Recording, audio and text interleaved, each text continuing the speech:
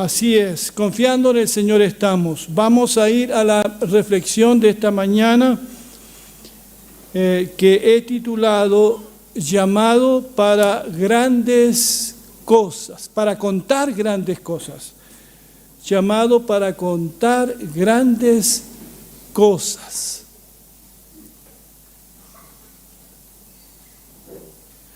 Le había puesto primero a esta reflexión el título Llamado para grandes cosas y dije capaz que no suba el ego y estaba mal puesto el título es muy importante, así que llamado para contar grandes cosas, así no nos sube el ego.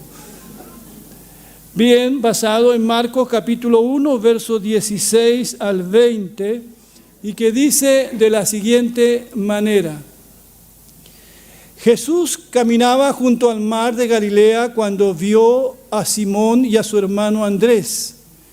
Estaban lanzando la red para pescar en el mar, pues eran pescadores. Y Jesús les dijo: síganme, y yo les enseñaré a pescar hombres. Y enseguida dejaron sus redes y lo siguieron. Un poco más adelante, Jesús encontró a Santiago y a su hermano Juan, los hijos de Zebedeo.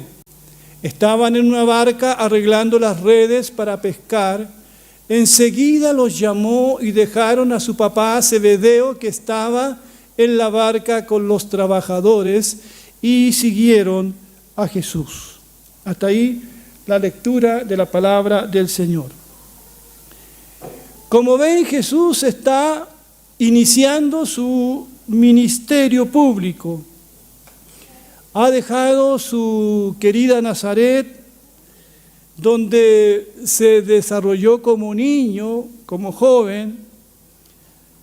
Así que ahora está listo para predicar públicamente e iniciar su ministerio entre los hombres y las mujeres a los que había venido a salvar y traer el reino de Dios. En este relato que acabo de leer lo vemos a Jesús pasando por la ribera del mar de Galilea. Y se detiene y observa a unos pescadores a quienes los llama para que lo sigan. Estos pescadores estaban, como dice el relato, en plena pesca. Otros estaban preparándose para salir a pescar, arreglando sus redes. El Señor, cuando nos llama a seguirlo, a servirlo, no nos llama porque estamos desocupados, sin nada que hacer. Él nos llama en nuestras ocupaciones, en nuestros trabajos de día a día, para que también hagamos su ministerio, cumplamos la tarea que Él tiene para nosotros. Estos pescadores que se mencionan aquí no pudieron resistir el llamado de Jesús. Jesús los estaba llamando para algo grande, para algo muy, pero muy importante. Algo que marcaría sus vidas para siempre. ¿Qué habrán visto estos hombres en Jesús? Porque nadie deja su trabajo y sigue a alguien.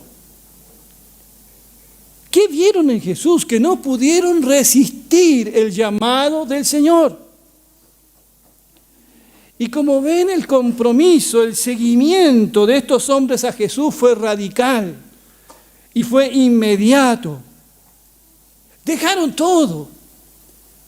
Unos dejaron a su padre con ellos allí. Lo dejaron todo y siguieron a Jesús. No preguntaron cuál sería su paga y lo que significaría seguir a Jesús, el costo de seguir a Jesús. No dijeron a Jesús: déjanos pensarlo y te devolvemos la llamada. Eso que se dice siempre, ¿no? ¿Le han devuelto la llamada a ustedes por si acaso, no? Déjanos y te devuelvo la llamada. No. Dejaron inmediatamente lo que estaban haciendo y siguieron a Jesús para ser pescadores de hombres. No tenían ni idea seguramente lo que eso significaba todavía, pero lo siguieron. Hermanos, hermanas, en este siglo XXI, en este año 2023, el Señor no cesa de llamar. Todavía sigue llamando. Nosotros también somos llamados a seguir a Jesús, a dejar a veces nuestro estilo de vida tan egocéntrico para enfocarnos en Jesucristo. Somos llamados también a una relación con el Señor. Somos llamados a seguirlo cada día, a conocerlo. No somos llamados a una relación casual. No somos llamados a ser menos espectadores de lo que otros hacen por la causa de Jesús. Somos llamados a unirnos también a Jesús para proclamar las buenas noticias en este mundo que tanto necesita de buenas noticias. Somos llamados también a ser pescadores de hombres. Una de las cosas que me gusta mucho a mí es pescar, especialmente la pesca de río. De niño me gustó pescar. Y tengo amigos de la infancia que nos gustaba ir mucho a pescar. Y aunque viví muchos años en Iquique, nunca me gustó la pesca en el mar. Nunca la entendí, no la encontraba tan fascinante como la pesca de río o de un lago. Y siempre el pez más grande es el que se escapó, ¿verdad? Pero esta pesca, de la pesca que el Señor nos habla, igual debemos disfrutarla. Hemos de ser creativos, entusiastas y apasionados en seguir a Jesús para ser pescadores de hombres, para llevar su palabra, llevar su evangelio a quienes más lo necesitan. Puede que esto a algunos de ustedes les produzca mucho miedo. ¿Cómo yo lo voy a hacer? A veces nos podría también producir mucha frustración porque hablamos de Jesús y vemos corazones tan duros, a gente que no le interesa la religión, que está tan desencantada con Dios, con las iglesias, porque el testimonio que los cristianos han dado no ha sido bueno. Hay gente que se ha cerrado al evangelio de tal manera. Pero nosotros hemos de persistir porque siempre habrá alguien con su corazón dispuesto a escuchar el evangelio. ¿Cuántos dicen amén? Tenemos que interesarnos en las personas como personas. Debemos partir por eso, que la persona sienta que estamos interesados realmente en ellos, que no nos importa su dinero, que no lo queremos, las cosas que podrían darnos, sino los queremos a ellos como personas. No nos fijemos en su condición moral, porque Cristo vino a salvar a todos, en su condición social o material. Y conectémonos con las personas partiendo de su necesidad concreta, que las personas sientan que nos importa de verdad, porque uno nunca sabe cuándo podría tocar un corazón. Y no importa lo que nosotros hayamos vivido en el pasado, no sé cómo fue tu pasado, pero la Biblia dice que el que está en Cristo nueva criatura es. Las cosas viejas pasaron. Si tú te has arrepentido del pasado y un día le pediste perdón a Jesús, Dios te puede usar. No importa cuánto hayas sufrido o el daño que otros te hayan causado, Dios quiere usarte de todas maneras para expandir su reino. Y sabes una cosa, Dios va a usar hasta ese dolor que tuviste, hasta ese sufrimiento que pasaste. Le servirá a otra persona escucharte. Te conectarás con el dolor de otra persona. Nadie más está capacitado que aquel que ha sufrido que ha llorado para llevar el consuelo de Dios y de Jesucristo a aquellos que hoy han sufrido y están llorando. Dios va a usar ese dolor para grandes cosas. Cada uno de nosotros puede ser usado. Dios no nos ha llamado a pescar porque somos personas buenas. Estos 4 a los que Jesús llamó no eran los mejores posiblemente. Habían otros que según los estándares de los hombres de ese tiempo calificaban más para ser discípulos y pescadores de Jesús. Pero Él se detuvo en esa playa y llamó a estas 4 personas. Seguramente no eran las mejores, pero eran las que Él quiso llamar. Las que Él quiso llamar. Dios escogió a personas como Él quiso. Dios no escoge a las personas por los títulos que tienen. Dios escogió a rudos pescadores comunes y corrientes, posiblemente sin educación formal y sin experiencia en este tipo de pesca. No tenían credenciales teológicas ni posición en el mundo, porque no se trata de tener posición, se trata de disposición. Y eso es lo que falta hoy en las iglesias.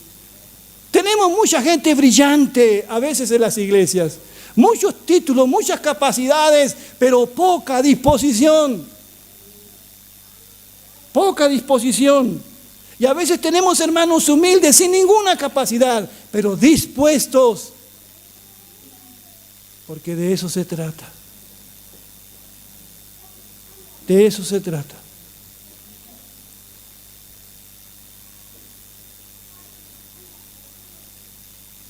Eran pescadores, recaudadores de impuestos, pero dijeron: henos aquí, Señor. Sea cual sea tu trabajo, tu oficio, tu profesión, Dios la quiere usar para su reino. Esta semana, ¿dónde está Cristina? Allá está Cristina. Ella es profesora de danza y me gusta su corazón ahí, cómo compartir el evangelio a través de la danza. Dios va a usar tu talento, tus dones. A veces pensamos en la música solamente, pero no pensamos que quizás a través de una pintura Dios va a usar una pintura. Las artes, lo que tú sabes hacer con tus manos. La iglesia de Alto Hospicio la fundaron hermanas haciendo la nigrafía, enseñando la nigrafía a sus vecinas. Y ahí quedó esa iglesia. Dios va a usar lo que tú sabes hacer. Dios quiere, ¿qué es lo que quiere Dios? Disposición. No le interesa mucho la posición. No le interesan tus capacidades, porque Él te va a capacitar si tú estás dispuesto. Primero viene la disposición. Heme aquí, Señor. Y después viene la capacitación. Dios nos prepara en el camino. Dios nos prepara en el camino. Así que sea lo que tú seas, Dios lo va a usar. Los discípulos fueron escogidos por Jesús no por quienes eran, sino por lo que Dios podía hacer a través de ellos. Dios usa todo lo que somos, todo lo que fuimos antes de conocerlo a Él. Él nos capacita. Y seguramente hay alguien que está pasando por lo que tú ya pasaste. Así que eres la persona más indicada para hablarle a esa persona acerca de Jesús. No tengamos miedo. Tiremos la red y pesquemos. Comparte tu testimonio. Porque supongo que tuviste un encuentro con Dios. Tuviste un encuentro con Jesús. Cuenta entonces eso. Cuéntalo. Porque alguien te lo va a agradecer. Porque las personas hoy día piensan que están en un callejón sin salida. Piensan que no hay solución, no hay esperanza para ellos. Algunos se ahogan en un vaso de agua. Otros lo ven todo negro, pero nadie les ha dicho que pueden salir de eso, que hay una esperanza, que hay posibilidad, que no todo está perdido, que Jesús murió y resucitó. Necesitan saber de la resurrección. Para terminar, un escritor se imaginaba a Jesús regresando al cielo. Esto es una imaginación. Se imaginaba a Jesús regresando al cielo de donde había venido. El ángel Gabriel miró que traía las marcas de los clavos en sus manos y sus pies. Y por curiosidad le preguntó: Señor, debes haber sufrido terriblemente por esas personas de la tierra. Sí, hubo algo de sufrimiento, dijo Jesús. ¿Y saben todos ellos lo mucho que los amas? ¿Saben todos ellos lo que hiciste por ellos?, preguntó el ángel Gabriel. Oh, no, todavía no. Solo lo saben unas cuantas personas en Palestina. Entonces, ¿qué has hecho para que todos lo sepan?, dijo Gabriel. Bueno, respondió Jesús, les he pedido a Pedro, a Juan, a Andrés y Jacobo y a algunos otros que hablen de mí y que esos otros se lo digan a otros y a otros y a otros, hasta que todo el mundo haya escuchado lo que yo hice por ellos. Al ángel Gabriel no le convenció mucho que este plan fuera a funcionar. Y si Pedro, Jacobo, Juan y esos otros discípulos tuyos se cansan o por miedo no quieren predicar el evangelio, ¿qué ocurrirá si después los cristianos no le hablan a otro de lo que tú has hecho para salvarlos? ¿Tienes, Jesús, un plan B? Jesús lo miró con ternura y le dijo: no tengo otro plan, confío en ellos.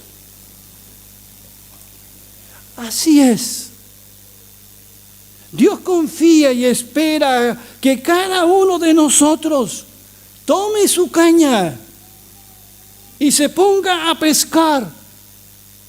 Te va a tocar pescar en un mar, olas montañosas, o quizás en un apacible río. Donde el Señor te ponga, allí vas a tener que tirar la red y pescar. Dios te puso en un lugar. Si tú llegaste a una posición importante de trabajo, fue para pescar.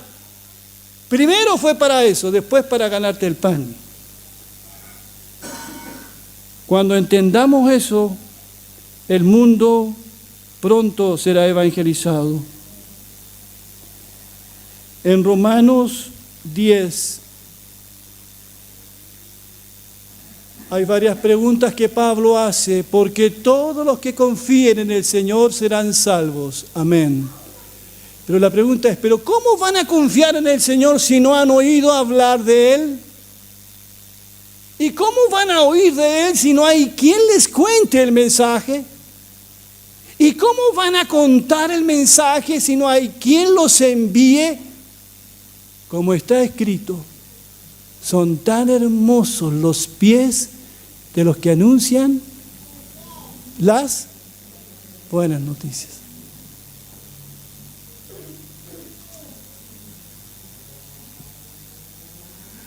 Cada vez me convenzo más que Chile está siendo un campo misionero.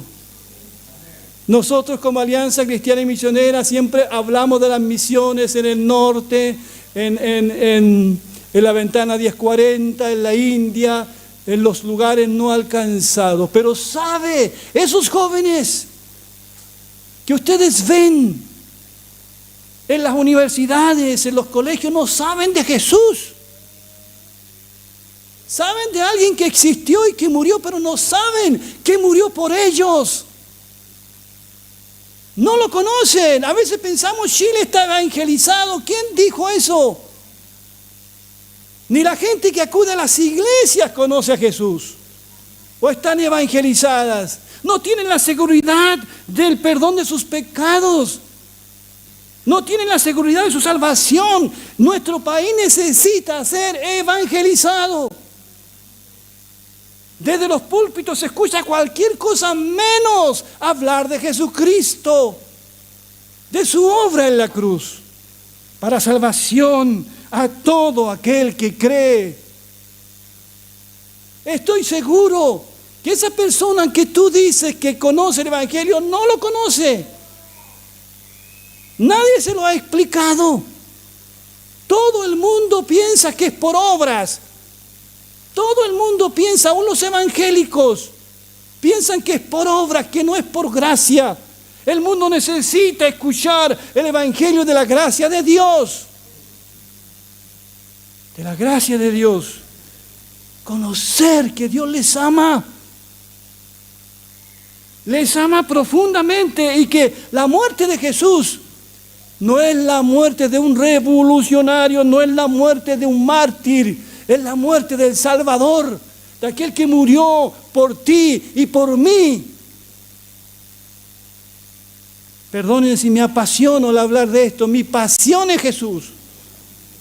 Su muerte y resurrección. Su obra en la cruz. Es lo que necesitan el mundo escuchar. Pero ¿cómo van a escuchar si no hay quien hable de Jesús? A veces lo damos como algo sabido, pero no es tan así. Si yo preguntara en esta mañana, ¿cuántos aquí estarían seguros si les da un infarto, se van a la presencia de Dios? ¿Cuántos están seguros? ¿Cuántos están seguros de que Dios es su Salvador, que tienen una relación personal con Jesús, que son salvos, que sus pecados han sido perdonados?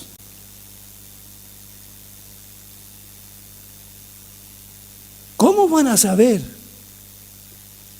si lo único que saben los jóvenes hoy día son de ideologías que los atrapan, que los seducen? No saben nada del Señor, de sus demandas, porque vaya que Jesús demandó. Hoy los jóvenes quieren demandas, quieren que alguien les exija. Aquí hay alguien que se paró en una playa y llamó a esos y lo siguieron, lo dejaron todo. Porque quien conoce a Jesús lo deja todo y lo sigue, porque sabe quién es, sabe el que está llamando. Aquel que dijo: toda potestad me es dada en el cielo y en la tierra, vayan y prediquen. Y dijo el Señor toda potestad porque primero murió en la cruz. Primero dio el ejemplo, primero dio su vida. Termino citando al endemoniado en Marcos 5, 18 y 20. Jesús había libertado a este hombre de muchos demonios. Y mientras él entraba en la barca, el que había sido poseído por el demonio le rogaba que le dejara estar con él. No quería apartarse de Cristo. Cristo lo había liberado. Y es obvio que así quisiera hacerlo, pero Jesús sí que no se lo permitió. Jesús no se lo permitió que lo acompañara, sino que le dijo: vete a tu casa, vete a los tuyos y cuéntales cuán grandes cosas ha hecho el Señor por ti y cómo tuvo misericordia de ti. Él se fue y comenzó a proclamar en Decápolis cuán grandes cosas Jesús había hecho por él. Y todos se maravillaban. También nosotros somos llamados para contar grandes cosas. Tú tienes algo que contar. No digas que no tienes nada que contar. Tienes mucho que contar. Que Dios bendiga su palabra. Vamos a ponernos de pie, por favor.